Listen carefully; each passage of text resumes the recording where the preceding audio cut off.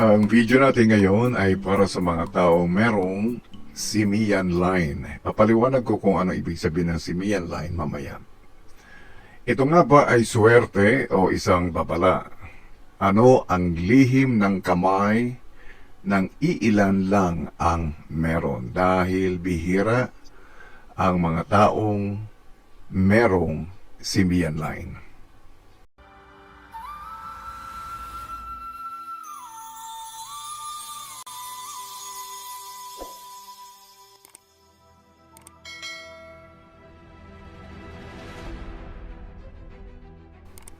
Welcome back to Patnubay TV.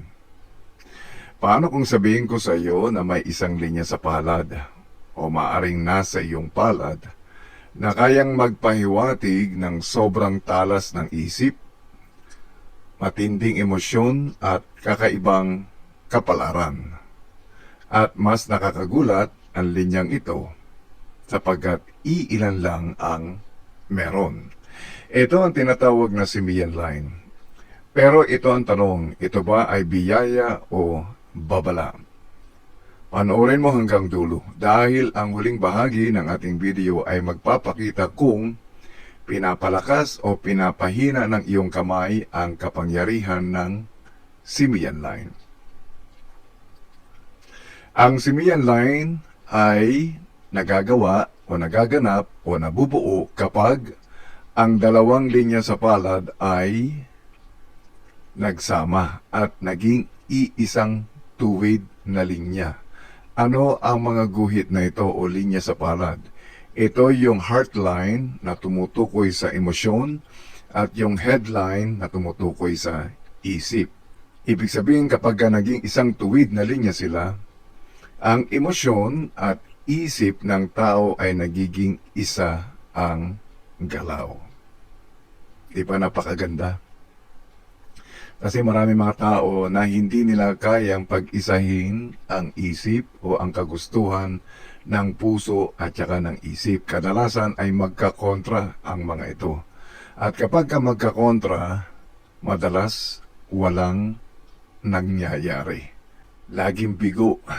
Ngayon, sa mga taong mayroong simian line, pag-uusapan natin ang ugali nila. Sapagat ang mga guhit sa palad natin ay nagpapakilala kung ano ang pag-uugali meron tayo. Una, ang merong simian line ay merong matinding focus. Focus. Ibig sabihin, hindi sila madaling ma-distract. Kapag may gusto sila, tinotodo nila yan.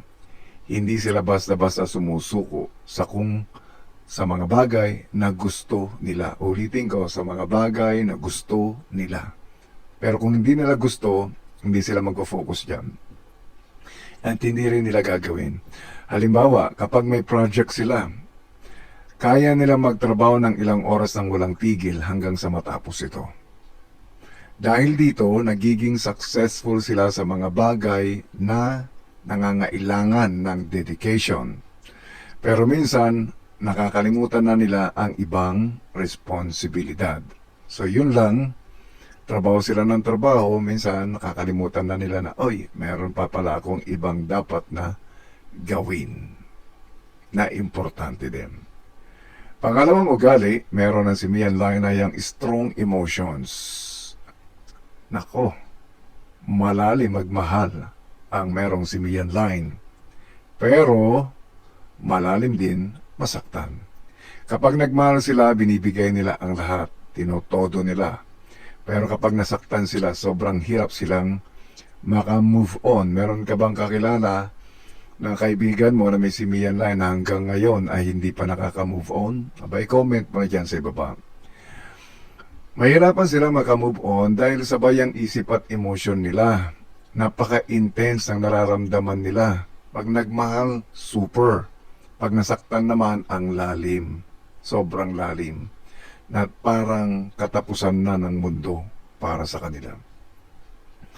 Ang ikatlong ugali ng taong may simian line ay yung all or nothing mindset. Yung mindset nila, hindi po pwede yung pwede na. Hindi pwede sa kanila yung pwede na. Kapag hindi nila na-achieve ang goal nila, pakiramdam nila failure agad, kahit malapit na silang magtagumpay. Ito ang dahilan kung bakit mataas ang standards nila, pero minsan nagiging harsh sila sa sarili nila at maging sa mga tao sa paligid nila. Ang tao may simian line, pang-apat ay independent thinker. Hindi sila basta-basta sumusunod sa karamihan. May sarili silang daan. May sarili silang paniniwala. Kahit lahat ay nagsasabing mali ang isang desisyon, susundin pa rin nila ang sarili nilang instinct. Nagiging leader sila sa ganitong ugali. Pero minsan, nahihirapan silang tumanggap ng ibang opinyon. So kung titingnan natin sa isang banda o isang anggulo, ang taong may simian line parang sila lang lagi ang tama dahil ayaw nilang tumanggap ng opinyon ng iba. Pero yun ang kanilang paniniwala. Ngayon, puntahan natin ang mga negatibong ugali ng mga merong simian line at ano ang dapat gawin kung sakaling ikaw ay merong simian line. Marami kasing negatibong ugali yan. Ganito ang dapat mong gawin kung ikaw ay merong simian line. Una, sabihin natin, ang mga negatibong ugali ng may simian line ay matigas ang ulo, impulsive, ibig sabihin kung ano ang unang pumasok sa isip gagawin agad. Emotional outburst, ito yung talagang sumasabog ang kanilang mga damdamin sa galit man o kahit sa katuwaan.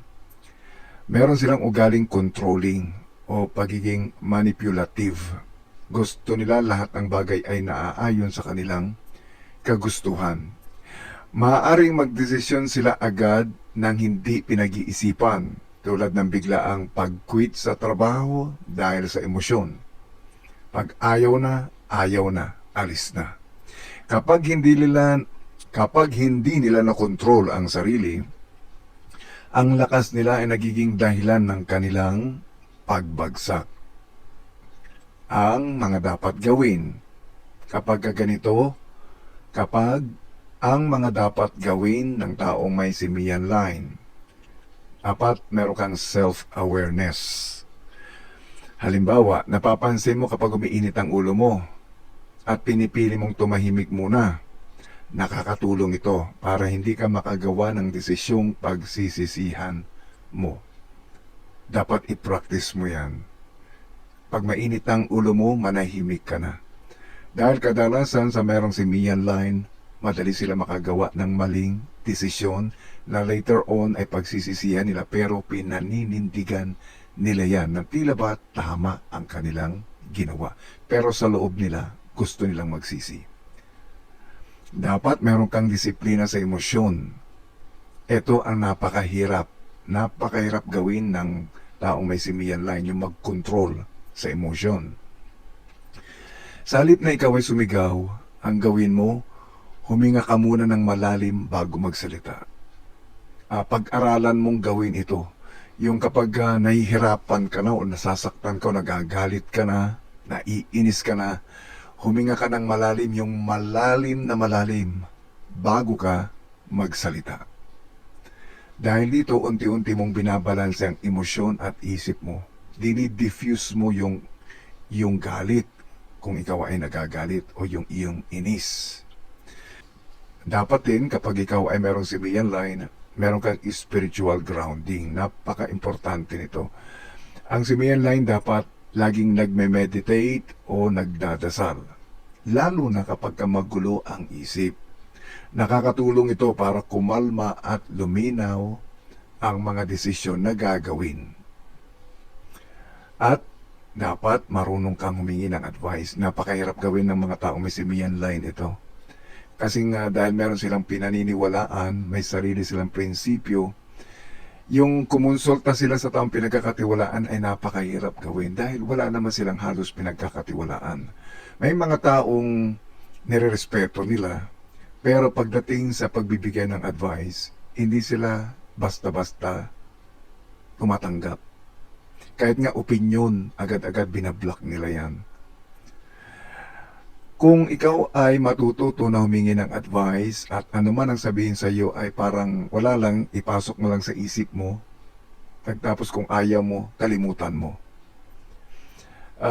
Nakakatulong ito para maiwasan mo ang mga impulsive na pagkilos. Minsan kasi dahil matigas ang ulo ng isang taong may simian line, nakablock agad, lalo na kung hindi maganda ang pagbibigay ng advice. Kaya sa mga tao na gusto magbigay ng advice sa taong may simian line, huwag ninyong daanin sa parang kayo ay magaling. Dapat ibigay ninyo as option yung mga advice o pieces of advice na ibinibigay ninyo sa mga taong may simian line, kasi most likely i-reject nila lahat yan. So sa mga taong may simian line, mag-aral kang humingi ng advice sa mga taong sa tingin mo ay karapat-dapat na manahingan ng advice. Ito ang mga kalakasan o strength ng taong may simian line.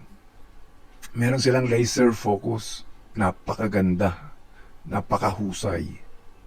Kaya nilang matapos ang isang business idea kung sila ay negosyante mula simula hanggang dulo.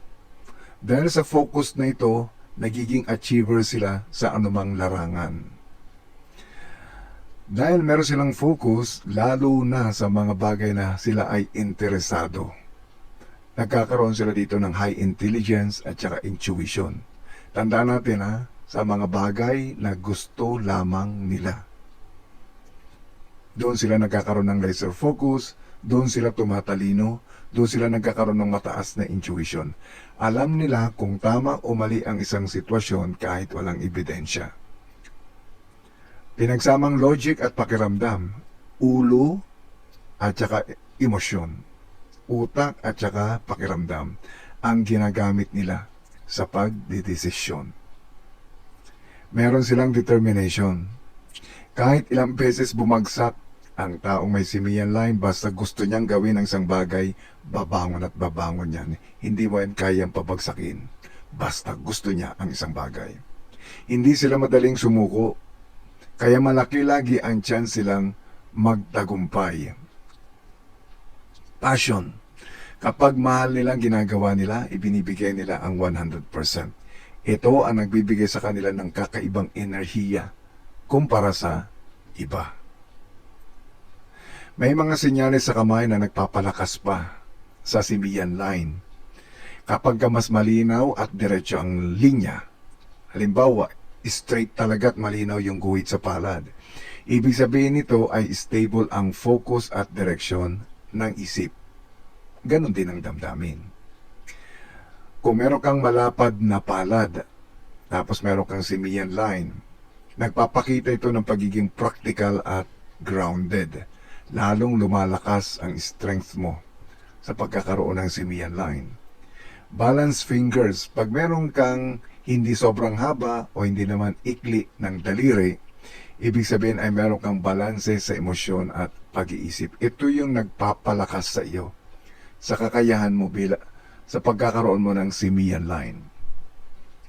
Pero dahil may nagpapalakas, meron ding nagpapahina ng simian line. Kapag kaputol-putol ang linya, yung simian line mo may mga dot-dot o mga putol o meron mga gaps. Sinyalis ito ng emotional instability. Ibig sabihin, ang iyong damdamin at saka ang iyong isip minsan nagbabago yan. Yung kumbaga sa parang gusto mo, parang ayaw mo, parang gusto mo, parang ayaw mo. Pero pagka nagustuhan mo, dire-diretso ka naman. So yun yung nagpapahina sa tao may simian line. Masyadong manipis ang linya. Halimbawa, yung halos hindi na makitang linya. Maaaring ikaw ay magkulang sa confidence o clarity ng mga bagay na gusto mo. Parang hindi ka sure. Laging ganon. Magulong linya sa kamay. Halimbawa, maraming overlapping lines, yung maraming mga guhit-guhit na sumusunod dyan. O kaya mga guhit na tumatama, pa-cross. Nagpapakita ito ng overthinking at stress. Ang taong may simian line, kapag ka nag-overthink yan, doon na lang yan. Wala nang gagawin yan kundi mag-isip na mag-isip na mag-isip hanggang sa wala na siyang natatapos. Hanggang sa siya ay nai-stress na sa kanyang pag-overthink. Ito yung kapag ka maraming overlapping lines. Kapag ka ikaw naman ay merong mahinang hinlalaki, pinapahina nito ang kapangyarihan ng iyong simian line. Halimbawa, manipis o madaling yumuko ang thumb. Sinyalis ito na mahina ang iyong will power. Sa pag-aralan mo, tingnan mo yung iyong thumb. Kung ito ba ay manipis o kung ito naman ay madaling yumuko. Ang simian line ay kapangyarihan. Kapangyarihan sapagkat nag-iisa o nagiging isa ang iyong emosyon at ang iyong isip. Ikaw ang magdidikta kung ito ay magiging biyaya o problema, sapagkat dalawa lang ang pwedeng puntahan ang tao may simian line. Maging biyaya ito, gamitin mo sa tama, pero dapat ikaw ang may control ng iyong isip at ng iyong emosyon. Dahil kung hindi, ito ay magiging problema sa iyo. Maraming salamat mga kaibigan sa inyong panonood, at kung ikaw ay merong simian line, i-comment mo lamang sa ibaba at tingnan natin kung ano pa ang meron sa iyong mga kamay. Hanggang sa muli mga kaibigan.